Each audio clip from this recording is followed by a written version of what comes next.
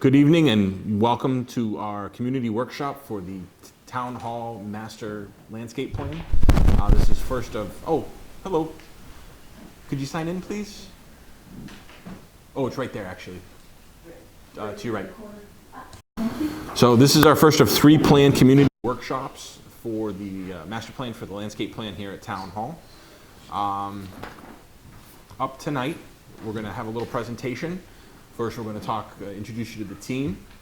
We're going to go about why we're doing this now, the process that we've gone through to date, what those results have shown us so far through the inventory and analysis, what's possible and our next steps, and then after the presentation, we'll break into groups.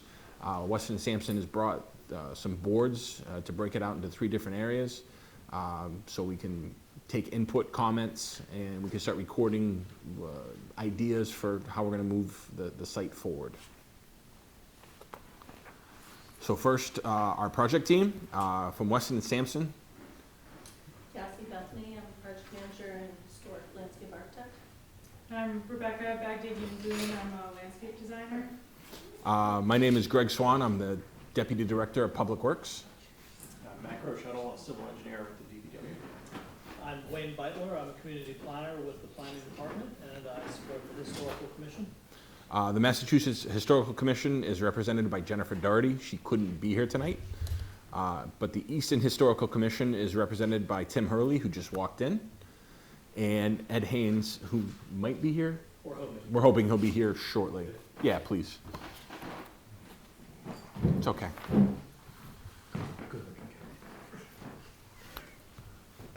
So why now? Why are we doing this at this time?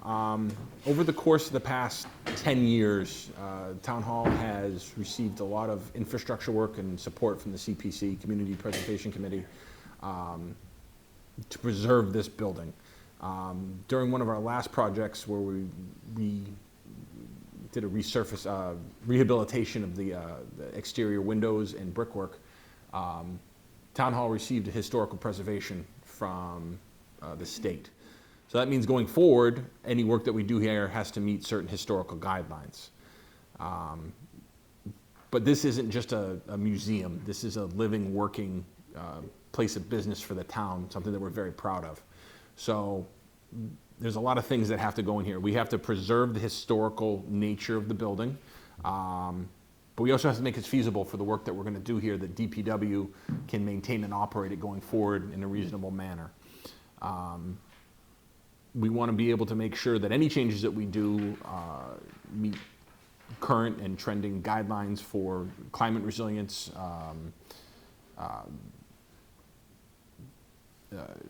preservation techniques, trying to encourage different techniques to sustain the property in a proper manner. And also we have a wonderful property here at Town Hall. We'd like to be able to use it, promote public engagement. It's not just Town Hall. People come here for weddings and they get married here from the town clerk. Give them a place that maybe they can go outside and take pictures. During COVID especially, public parks and grounds were at a premium for people to get outside and walk around. We have 8 or 9 acres here that we could use. I'm not saying it's perfect, but promote the use here at Town Hall. We have a wonderful property and try to get more people involved. So how do we go about with the master planning process? Well, it's a 4-phase approach. The first phase, we started back in January with Weston & Sampson was contracted to come on. They've been conducting historical research and inventory and analysis, which we'll go over in a little bit of what they found. We're currently in phases 2 and 3, where we're going to be doing the workshops, which is tonight's listening session for everybody to see the information that we've gathered, and if anybody has any ideas about what could be done to improve the grounds, we'll listen, make recommendations. The next workshop, Weston & Sampson will bring back 3 or 4 concepts based on those recommendations, and then we'll try to blend all of those 3 concepts, takes what we like, what we don't like, and blend it into one final master plan recommendation. And that's kind of phases 2 and 3 combined with final plan drafting and trying to come up with an idea what we're dealing with. And finally, phase 4, targeted for sometime end of June, beginning of July, a final master plan and report, and something that we can share to the public and say, this is what we've come up with. And at this time, I'd like to turn it over to Cassie, who will start going over the results of their inventory and research and how we go about moving forward. Thank you. So like Greg said, we're really here to listen tonight. So we'll move quickly through what we heard, and we're happy to go back, and we'll have these maps on the table, and hopefully that garners your thinking about what the space could be, where we want to preserve certain elements, what we think is important, significant. That's all the things that we want to hear tonight. So we're thankful that you're here with us in person. If you're not with us in person, then we'll, or if you have additional thoughts that come to you after, we have an email address set up that we'll share. So I will touch more on the historic side of things. To start, Rebecca's going to go through the current site features and what we've observed, circulation patterns, utilities, where amenities are located, what the topography is doing, because it's deceivingly, actually, there's quite a bit of topography on the site, where wetlands and floodplain are located and what that means, where there's some wet areas observed. I'll then take over and go through the estate history and what the historic and current trees are, how things are lining up there. All right, so thanks everybody for being here. So I'm going to start with our current site features. So as you came in today, you probably saw the original stone wall that lines Elm Street. There's a break in that where the driveway comes up, and that brings you to the current parking. This lower lot has 22 employee parking spaces, and then the upper lot has 37 visitor spaces, which includes 2 ADA accessible spaces. The driveway continues to that circle that's right by the entrance. Right now, the delivery drivers are using that as a turnaround, and there's a sort of a parking area for them by the entrance. Right now, there's no designated pedestrian pathways, and you're going to have to walk in the road or in the driveway to get to the entrance. As well as when you travel through the site to get to some of the features, you do have to walk through lawn, which isn't considered an accessible surface. Some of the features you might be walking around to are the ornamental wellhead that's on the west side of the site and the historic stairs, as well as there's some brick pads in here that used to be where the circular garden was, but Cassie's going to go more into the history a little bit later. The current underground utilities on site are water, gas, electric, and sewer. Above ground, many of the building's utilities are on concrete pads that are by the employee parking. On the southeast corner, if you can see, I got a little mouse up there, but it's over here. These are visible from across the lawn. Recent utility improvements include update to the septic by the entrance, as well as 2 EV, so electric vehicle chargers in the visitor parking lot. So this photo here, you can see some of the above ground electrical wires coming across, and then those building utilities are right behind these cars here. And here's a photo of the entrance. I'm sure we all came in here today. But on this left side here, there's a post box. There's a place if you have a bill to pay, a ballot box, as well as a bike rack and bike repair station. And so here, it's like, how can we envision the space to make it feel more like an arrival and an entry, and organize the space to make it more pedestrian friendly? Yep. These are some of the things we're thinking about. Totally. So now we've got this site topography map. So on this, the red represents higher elevation, and then the blues and greens are a lower elevation. So our high point on the site is right up here. That's northeast. So that's 152 feet. And then opposite that is our low point. That's at 125 feet. So across the property, we have 27 feet of grade change, which we want to keep in mind as we're considering improving accessibility on the site. Right now, stormwater is generally moving from northeast to southwest across.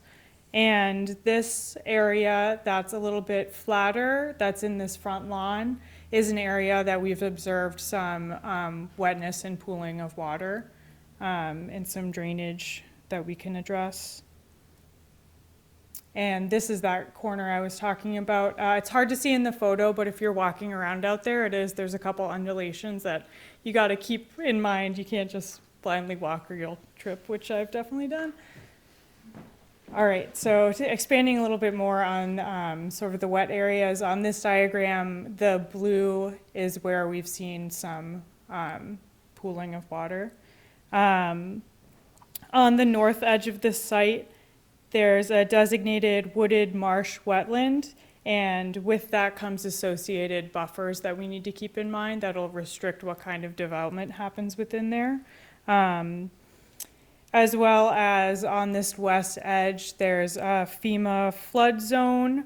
This designation is 0.2% chance of annual flooding, and that's just something else we're going to need to keep in mind as we continue into the design phase. We had a team come out. For a sec, I just want to add that a lot of the pooling is happening around the parking areas, which just means that the vehicles are continuing to push into the ground and create low points where water collects. In addition to just how the land is moving water through, that's just an observation more about how modern users of vehicles are using the space as opposed to how it was used back when it was built. Yeah, thank you. We had a team come out and survey the tree line, so we have a tree inventory of what's on site. It's a good mix of deciduous and evergreen. On the west side of the site, by where the former rose garden was, we have a higher concentration of evergreen trees, which is true. It's been historically true. There are also a few dead trees as well as invasive trees. So the invasive trees present on site there's 3 Norway maples, and then the rest are Amur cork trees.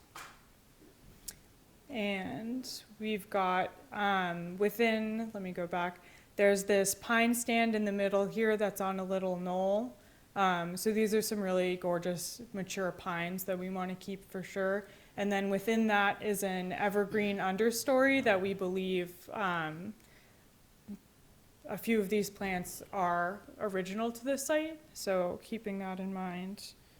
And then this is that ornamental wellhead as well as where the rose garden used to be. So this is the higher concentration of evergreens, and there's a lot of shade in that area, which also contributes to how wet it can become. I think the challenge, though, that's something we need to consider is that these are reaching their end of life cycle, and there's a high likelihood of felling. So we are going to be, as a landscape architect, I love trees, at a different level than maybe others, but I think we do need to think strategically about where does it make sense to keep trees, where does it not, where are there unsafe conditions, and maybe we're not planning to remove in a large way, but perhaps there's strategic pruning, strategic removals, and perhaps it's a maintenance plan over time that gets implemented and replanting happens so that there's a succession planning attached to that process. Great. So passing it over to Cassie. Thank you.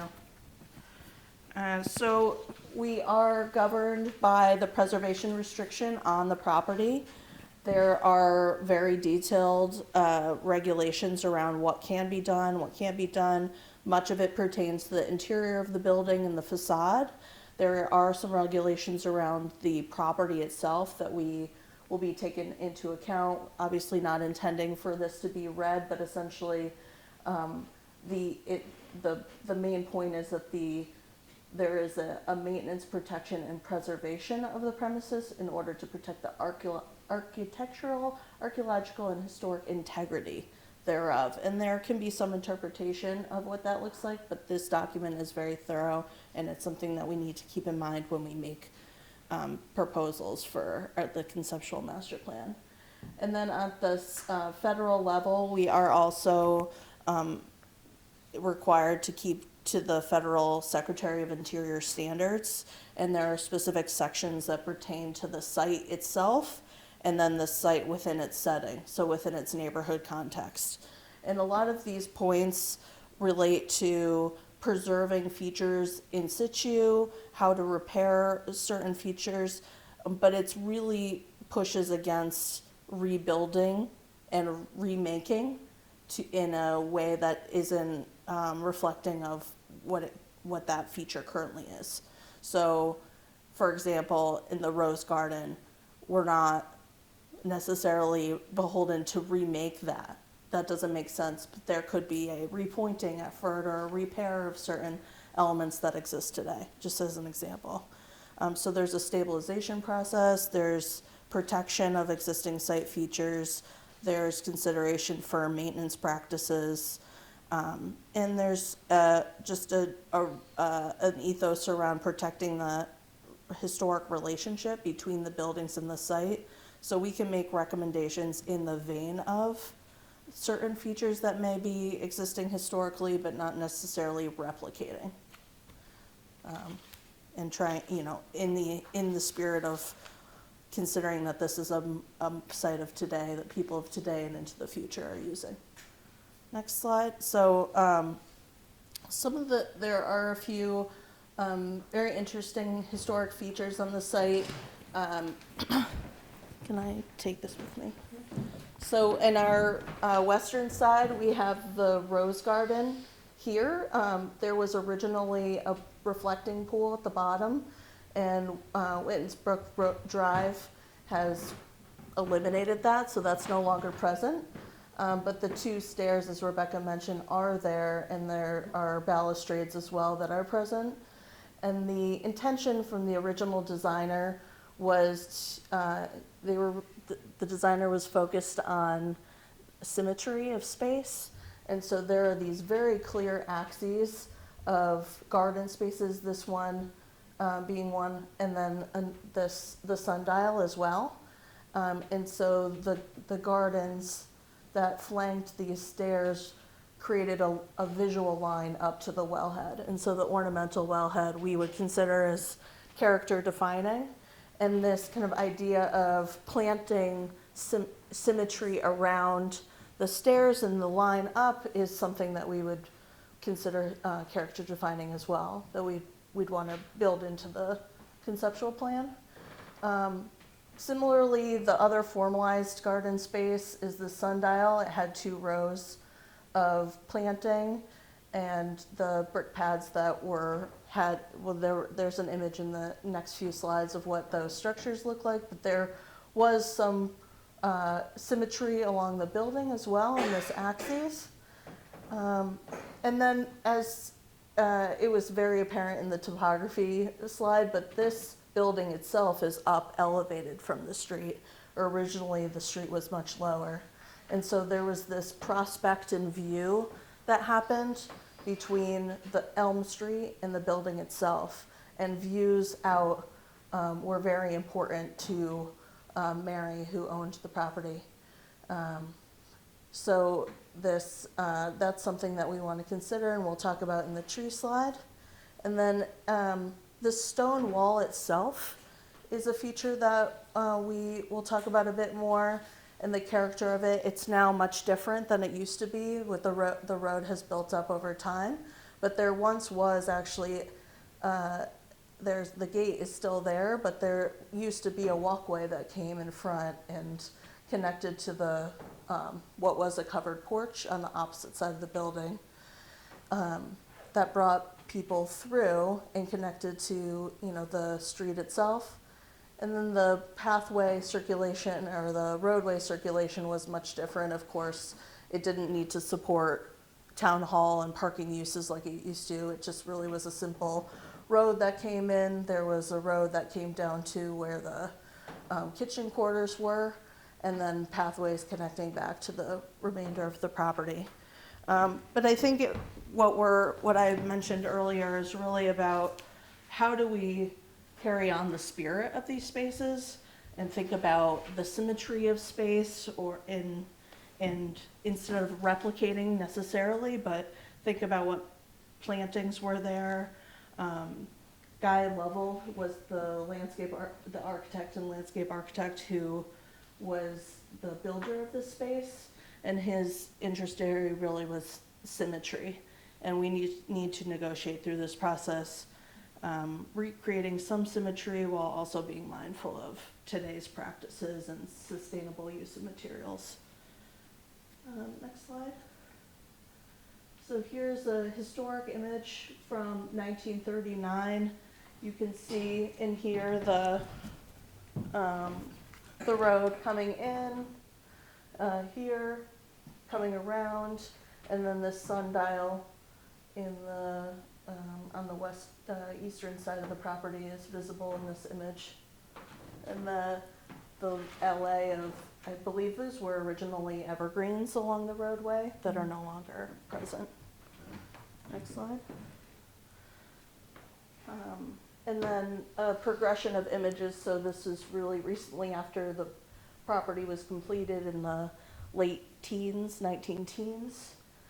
This is in the 50s down here, and this looking today's condition. And you can see this pathway move coming up and the plantings that were intended, but that's at some point between these two time periods, this pathway was added. And so we, thinking about what's character defining and not, perhaps this move is less of a character defining piece than some of the others that were original. And then we have some modern conveniences that we need to contend with as we move forward. Next slide. This is a picture from the 50s showing the rose garden and really that alley that I was talking about before. So the rose garden was designed by Harriet Risley Foote for the historic enthusiasts. She worked closely with Guy Lovell, and really we have actually quite a listing of all of the rose varieties that were located here. And the roses really acted as a foil to one another and created that line up. Of course, now we don't have the reflecting pool, but you can really sort of feel the spirit of this space and, what could that mean for today's condition. Next slide. And then a view of the sundial space in the 50s as well. And we are not 100% sure if these structures were in place originally or not. They feel like they may have been a later add. But you can see this axis that's created. The plantings are framed. This space in particular, which is right behind Greg, is much different today. And there's trees in there. So negotiating what that wants to be will be part of what we explore in our next phase of design. Next slide. So a little bit hard to see here, but we have these darker patches of what the historic tree line used to be. And there's actually a few tree planting alleys that are marked in the yellow. But originally, this was tree lined and actually fairly open with a lot of low planting, and the intention was that Mary could look out and I think watch her brother next door. So those views and the connection to the street are very important. And then you can see how the trees shaped different spaces. We've done an overlay to see what's out there currently, and there really isn't much, but it's helpful to kind of have this baseline. Next slide. So you can see that LA down Elm Street and the view of the building at the top kind of really elevated in that image. And I think as I was driving in today, I just always think like there's that presence on the street could be so much more than it is. Like the front entry and this, this is town hall now, it's a really critical space to the town. What could it be what could that front really feel like? Next slide. And then the stone wall is really different than it is today, but the beauty of the stonework is something that we can pick up on. This entry and opening, the street was much lower, and there's some, we're actually up about here, very close to the height of the wall itself. But is there some sort of move that connects you out to some of the other properties nearby? Next slide. And so now we've done an overlay of the current tree line against the historic tree line and identified areas in yellow, that thick yellow line of where there's potential overlap. So we won't know for sure, but there is a potential for some of the trees historically are trees that exist today. There's an image that you'll see next of the tree called out as hawthorn. Like, could that have potentially been an original? Maybe not. But there are some hemlocks and pine just nearby. Maple, there's a mix of hemlocks, maple, pine, shagbark, quite a mix in the forested area as well that have some overlap. Next slide. And you can see some of those specimen trees. I think it's probably highly unlikely that these are the same, given that's over 100 years ago, but it's fun to think that, there could have been some overlap and what the possibilities might be there. Next slide.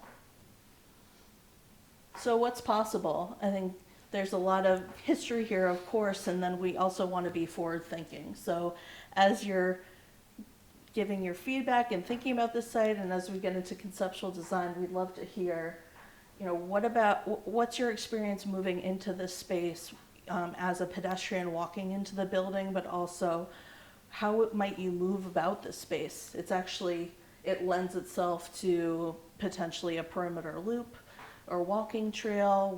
What connections make sense, and how do you arrive? What's your driving experience like as well, with the entry into the off of Elm Street? What is that like? How can we make improvements? Next slide. Edges and circulation.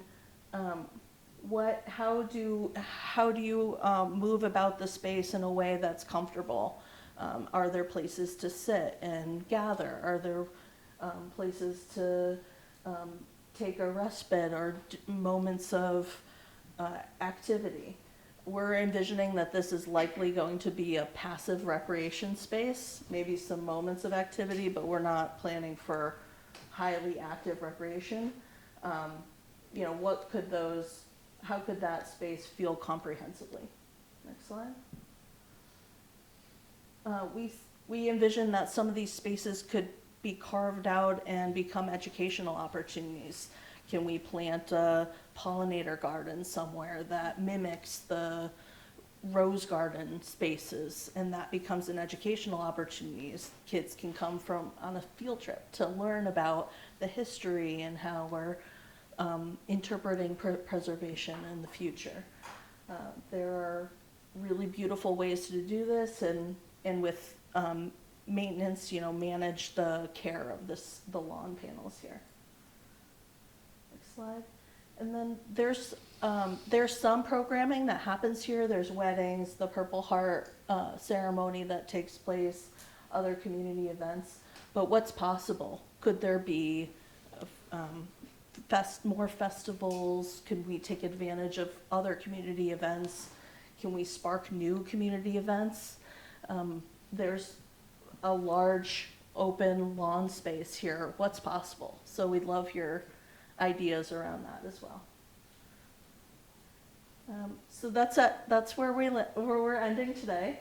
We'd love just to have an open conversation for any initial thoughts, things that are coming to mind as you saw this presentation, and then we'll lay out boards in these 3 spaces and have different topic tables. So you can go to the programming area and talk about programming if that's of interest to you, or go to a different section and we'll have a site history and culture section, we'll have future needs, and then we'll have site history and culture. So mill about afterwards and go to where you'd like to. You can visit all three. You can just take your time with where you'd want to spend most of your time. Up to you. That's very open-ended.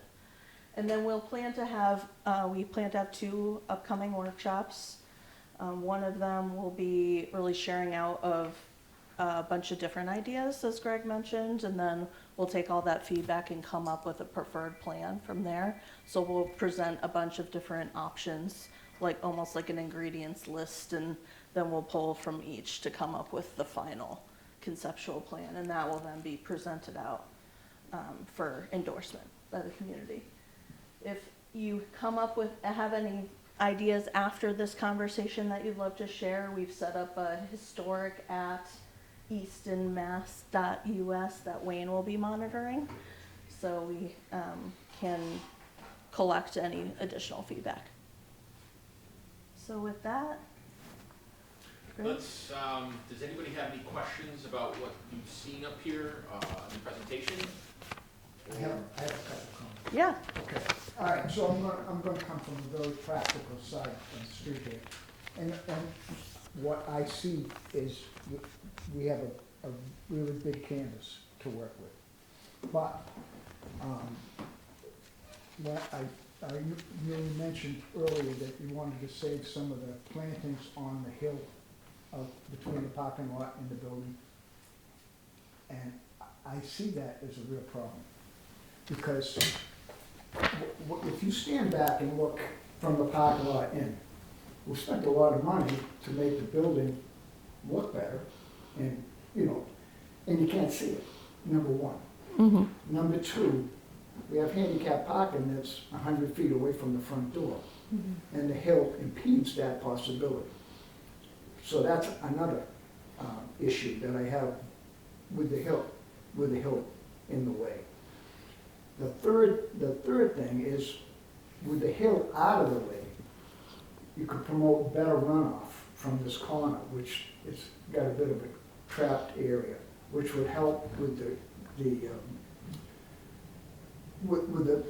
moisture in the basement. Okay. So my thoughts we could increase some parking, because parking is an issue here when there's meetings, and incorporate some new landscape features in this corner. But if we smoke the hill, which I'd be happy to do. He already has big his bucket truck. And I believe that it would be a much nicer presentation for the entrance. And give us some room to work on that circle so that it's a little more accessible. Maybe make some room on the right-hand side for actual walkways so people aren't flirting with automobiles.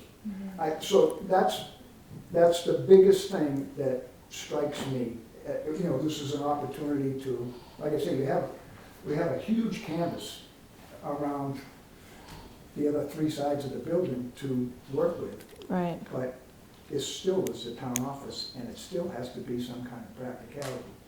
Now, the one other thing that I have got to mention is maintenance. Maintenance is tough. We have a very small crew, and they are maxed out with what they have to do for landscape maintenance.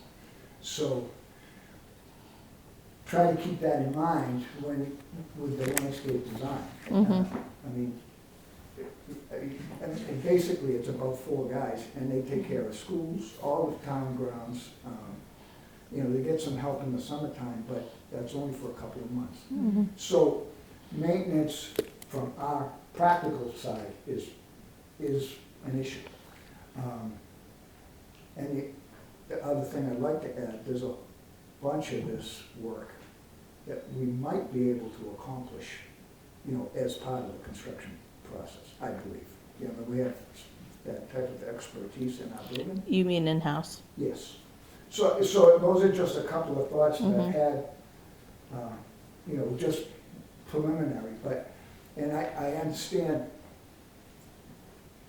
I believe we need to be practical. I mean, it was a residence, but it isn't anymore. So we still have to keep in mind that, some we have access issues. Yeah. We have runoff issues in this corner specifically. And we could correct all that. And I mean, not like, I'm not, proposing to pave it all, but maybe pick up a couple of parking spots, that kind Yeah, of idea. it's worth this discussion with our Mass Historic Commission partners. Is there's the drive Yeah. originally that dead-ended into the building. And then there's the secondary entrance that went to the kitchen area, really like the servants' entrance and butlers, what does that, is that a character defining feature to have those separated? And could we still achieve that separation somehow even with adding some Well, I modern think conveniences? I think you could, to be honest with you. I think that, I wouldn't propose like a, like I said, I'm not saying, let's come in and let's pave this joint. No, that's not what I'm saying.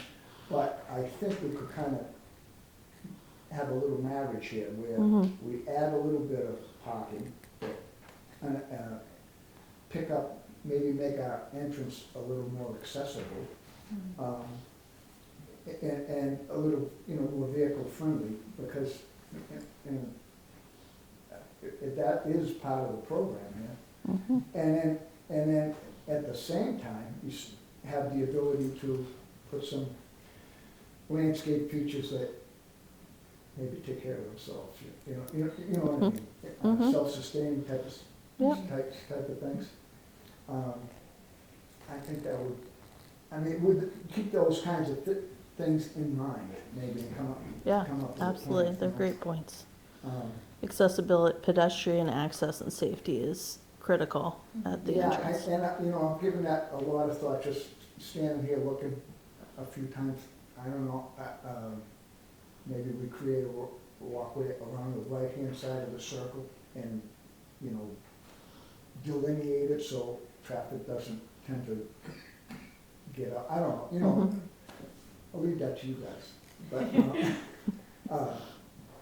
those are the things that jump out at me. And this building was basically, the natural runoff wasn't very good. We've corrected a bunch of it when we were doing the downspout drains and stuff like that. That we've been able to improve it. I mean, it sits way up in the air, so we should be able to. But you have a high point over there in Yeah, that corner of the yeah, site, so yeah. you're working against Now, one natural more thing, topography. and I don't actually know what's here, but I know there's a ton of drainage under the ground here, and it's like rooted. Nobody knows where it goes, but there's, down below there, there's catch basins and there's pipes and there's stuff running all over the place. So I'm sure that might help with that wet area that's down front. Yep. And like I say, I'm a little bit new to this site, so there's people that have been around longer than me that might have a better idea about the drainage aspect. It's a mystery to me, so. Thank you. There you go. So just real quickly, you mentioned the driveway and the paved area, and there's really no walking paths or pedestrian type access. I think that's important, not just one, of course, from the roadway into, we see people all the time walking their dogs or maybe coming up with the kids. And so that would be important. And employees walk at lunchtime and they have to walk down. So you have this beautiful facility, but they have to walk in the driveway. So having some paths and paths around, again, that would lead out to other areas of the road for people to enter, I think would be helpful. Great. Yep. I'm late to this party, so there's two things. And one is, has a wetland designation been done on what the various areas fall under? And whether or not surveys have actually been done on what laws you have to follow for different areas. But the second thing is, from the town standpoint, is where did this all originate? Did you ask, was there an RFP to ask for proposals for a certain need? And I'm wondering what those needs were for this property. Or was this an individual plan that was brought forth to the town? Had there been an RFP, is there something general about the property that brought all this? I think I can speak to all of those. As to your first question, yes, we have done a property-bound research and survey. Not on the ground, but close enough for what we need to do here. Through historical records and did we do property line survey? We didn't do a property line survey, but we located some of the property. Property line corner, so enough so that we know about where it is within a foot or two. And then, yes, we had Jen Carlino, the conservation agent, go out and flag the wetland areas in the northwest corner. And it's on the northern side too. Yeah, there's two. Yeah. I don't know if you want to look back, but there's two wetland areas that were flagged and located. Yeah, so wetland, was at this north edge up here, designated as a wooded marsh. That's one of them, and then that 100-foot buffer is this dotted line. If you can see my cursor, we also have it on one of our boards. And then on this west edge, the blue dotted line is the outside bound of the FEMA flood zone. And the second one, wooded marsh, is that one? Yep, and we have Yeah, this that one. smaller one outside the property, but that boundary also comes in. So we know where the property line is, we know where the conservation areas are. And we can, when we start coming up with ideas of how we want it the site to look, we know what we can do and what we can't do in certain areas. As terms of how this project came together, we've been doing a lot of work to this particular building, especially in the past couple of years, to rehabilitate the windows and the roof and the columns. And in the process of doing that, we really tore up the grounds. We tore up, construction equipment moving in and out, gravel base. And while we were I was looking at it, like, wouldn't it be nice to restore, when we put this back, to put it back correctly, to put it back something that would serve the residents of the town as well as preserve its historic nature. And that kind of got the project going. We went to CPC back in 2021. I think, or a little later. Yeah, and we went to town meeting and we got, CPC gave us $60,000 to proceed with this study. We contacted Weston and Sampson, as they have experience dealing with historical properties, if they would be interested in helping us with this project. And we entered into an agreement with them, and we've been working on this since January. And that's where we are right now. And so the proposal where you received the $50,000, what were the needs to the town that were going to be answered? Do you want to flip back to the goal slide? Well, the town, the property is now is a historical property with Massachusetts Historical Commission. Okay, so anything that we do on the grounds needs to be done and not to violate that, those rules that govern historical property. So we would like to preserve the historic nature of the grounds, but also adding, doing things to it that we need to do, because it's now a town hall, it's no longer a residence, as Mr. Casician pointed out. Does that answer your question? Or? Well, that's essentially, you're telling me appearance was important, but there was nothing about the flooding or anything else. No, we knew that was going to be. Oh, absolutely. That it's. No, even though that you would follow the rules, did the town say that we need to have this improved? Well, we're going through this process now to inventory and understand what the challenges are around the site, and that we're identifying what those needs are through these conversations, through boots on the ground observation through historic research. And we're collecting, and we presented some of that now. We're still, as we add and learn, we'll add to that. And then we'll develop plans that reflect all of those needs and meet the goals of the project, which we're coming up together collectively in partnership with you all and whoever can comment and give us feedback, because this is a plan for Easton residents and to use. It's not a Weston Sampson project, it's an Easton project. If I'm an engineer by trade, and if you ask me to rehabilitate this site, I'd knock all the trees down, put in appropriate parking, widen out the roadways, put some drainage improvements in, but that's not what this site deserves. This is somebody who has historical background of understanding of how we can do all this, but maintain its historical appearance is very important. But that's why we're here tonight, is to get input from the residents to say, we would like to look at this, but not so much that. This is important to us, not so much that. Okay, so we need, yes, Stephanie? No, I'm just, is your question, this is being initiated by the town? That's the question. Yeah, it is being initiated by the town. And what was the purpose of the initiation? Well, I think, as Greg explained, there was a lot of work with heavy equipment around the property during the renovations, and some drainage work that was done and everything. So that kind of tore up the landscaping.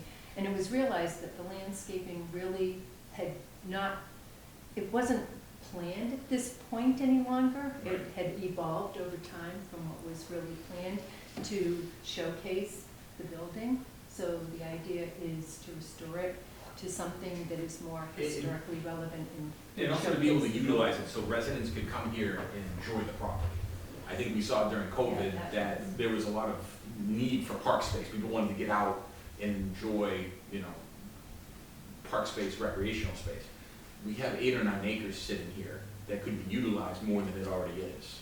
We brought these concerns to the Community Preservation Committee, and they agreed, and they funded this project with the town meeting vote, and that's why we're here tonight. So now we're here to listen to the residents in this room and anybody else who wants to comment about what they would like to see this property, what needs does this property need, what would they like to see here, and then we'll try to come up with a design or a concept that will meet those requirements. If I could add, there's another example, just right after that. But, so people come to be married by the town clerk's office, as the justice of the peace. And when they do, because it's such a beautiful building, they want to go out, they want to be photographed by the decorative wellhead. And the landscaping is uneven, there's no real path there, but it's so beautiful, that's what they want to do. So that's another public use that could be improved. And as I said earlier, people come, they walk their dogs, they enjoy the fact that you have this large area that you can walk around. And it could be enhanced to make it even more inviting. Yes, ma'am. Who's gonna pay for this restoration? We don't know.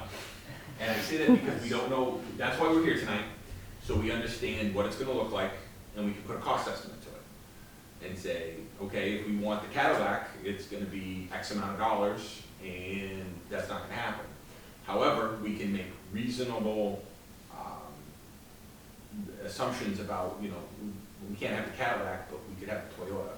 We could put some walking paths in, we could put some, low-cost gardens in, and there's a certain, as Mr. Kacish was saying earlier, the Highway and Grounds Department, both Buildings and Grounds and the Highway Department divisions, Public Works, are very capable to do some of this work on their own, and that would be a massive cost savings to get some of this work done.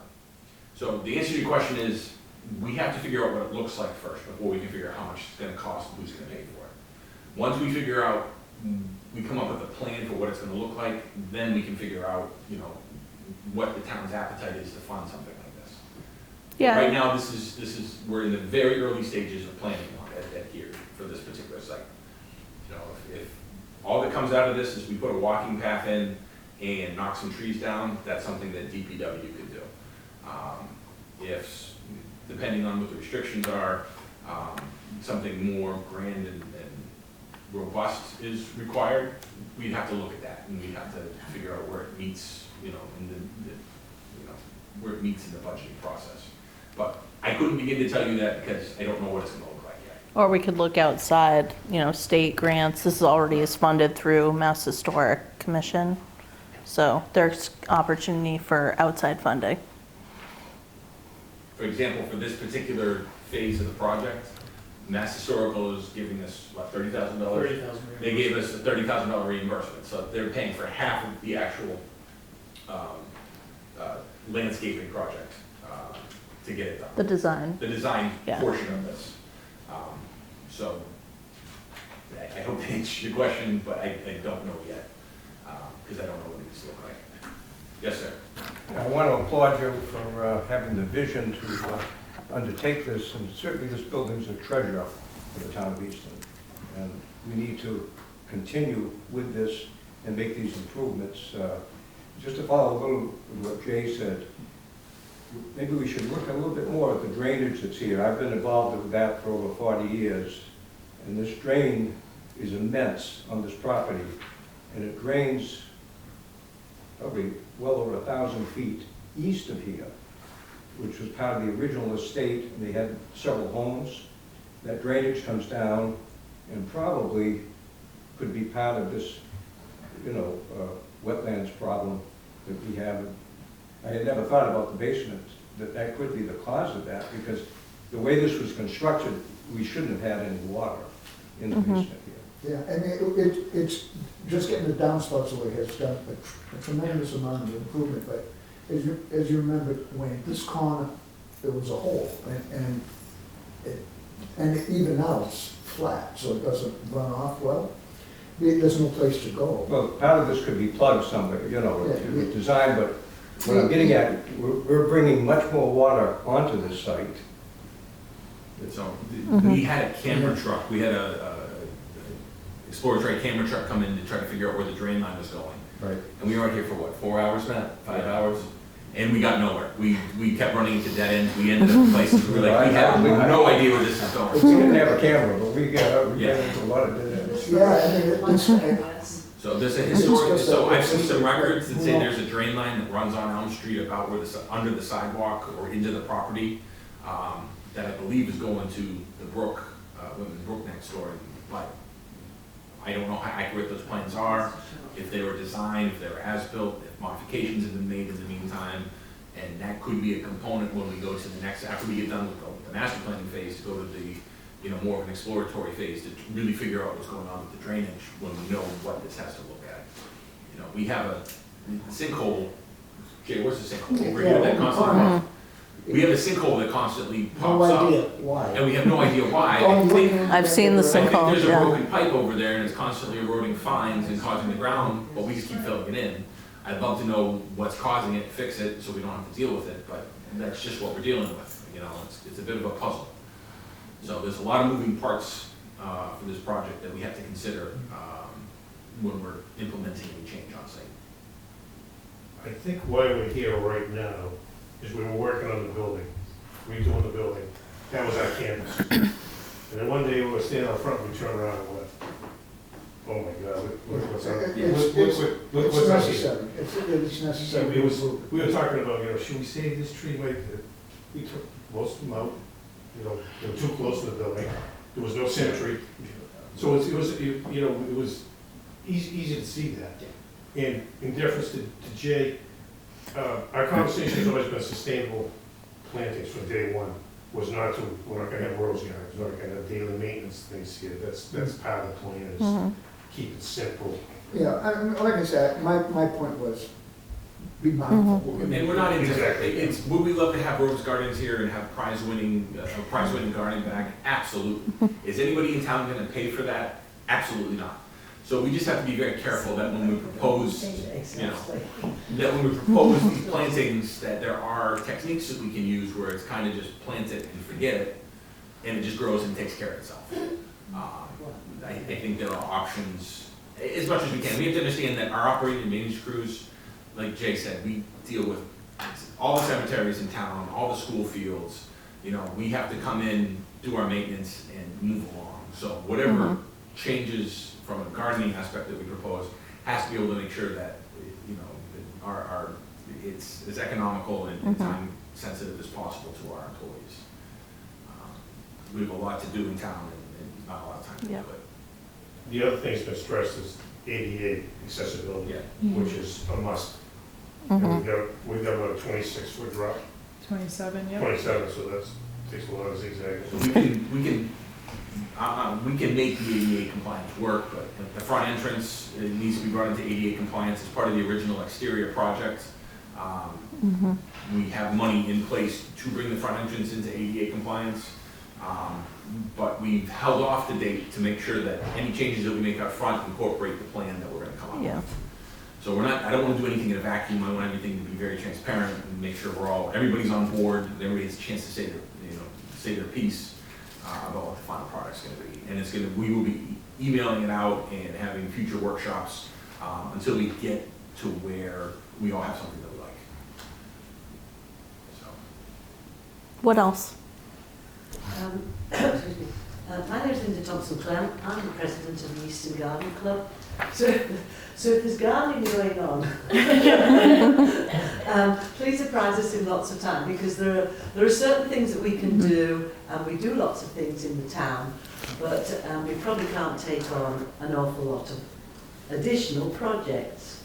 So having said that, the Garden Club always loves to be involved in these types of conversations, and we appreciate the opportunity to come, because there's 1, 2, 3, 4 of us here tonight. Thank you for coming.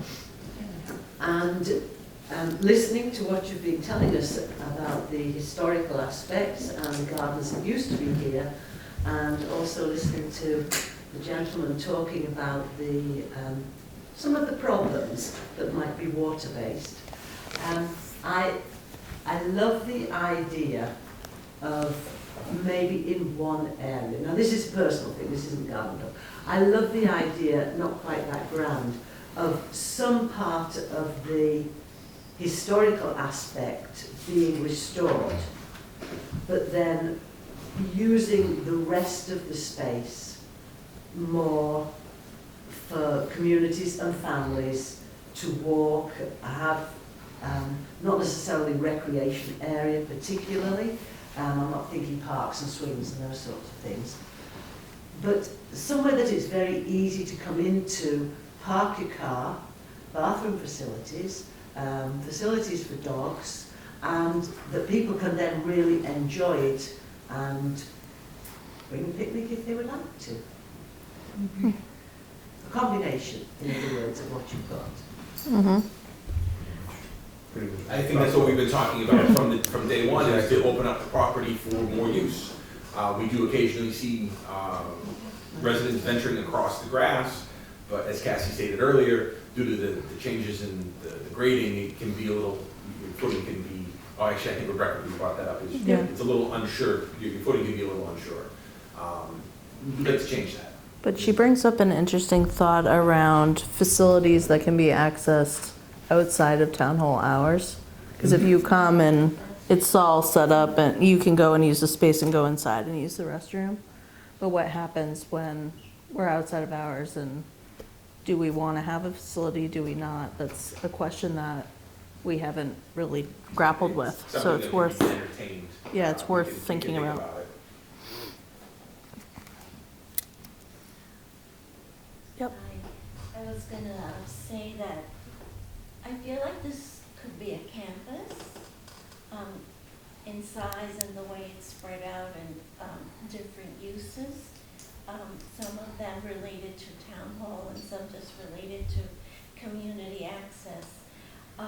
But it does seem that you do have some specific needs for the property itself that sort of are the driving force, which is the drainage issues and the accessibility issues, you know, the parking. So those things sort of, they kind of are given that they have to be done. And then the other things that maybe you could do to make it more than just the town hall, you know, would really add a lot to the campus-like feeling. And some of the things, like Linda mentioned, being able to use it perhaps for a wedding venue, photos, I mean, that would be wonderful. I was also just gonna say that there are a lot of already beautiful areas in Easton around here that people use in that way. And I was wondering, how else would people use this if, for instance, the trustees of reservations area across the street, right? So why would they come here instead of there, right? That's there already, so what would be different here to attract people, to make them want to walk around and use it? But certainly it sort of lends itself to being something that could be added to the town of Easton and knitted into the fabric of all of these beautiful spaces that already exist. I think that something that we have brought up in talking amongst ourselves is, the point you just brought up, is that we do have these little areas all around, and if there's some way to interconnect them, not calling it a walking tour, but definitely have a wayfinding system to get people walking around in this particular area of town, from here down the main street, to interconnect it and provide access for everybody. And have this just be the terminus or one end of that walking trail, and then figure out where it's gonna go, maybe down to somewhere on Main Street where you turn around and we'd have, markers along the way. That's part of a larger conversation to have later, but that is something to think about while we're thinking about what we want the property to look like. I think that's a great data point, though, that we should incorporate. It's inventorying the area, like what's within a 10-minute walk. Yeah, A lot. But actually mapping it, understanding it, inventorying what's generally at each place, and then creating what the foil, coming up with a list of what's potentially a complement to those spaces here could help develop some more new programming ideas. Yeah. Great. Any other general thoughts? Personally, just to piggyback on what Jay was saying, is if anybody's been to a night meeting here, especially in December, January, and February, coming out at night can be a little treacherous in the parking lot. I think we need to add some site lighting. It wouldn't take a lot to improve the safety, because we do have a lot of meetings here in the evening. It is a focal point for the town to improve the safety while we're walking out. I think we covered everything else that was on my list. Yeah, my thoughts is a nice landscape, but with some practicality. Yeah. Mixed I in, hear you.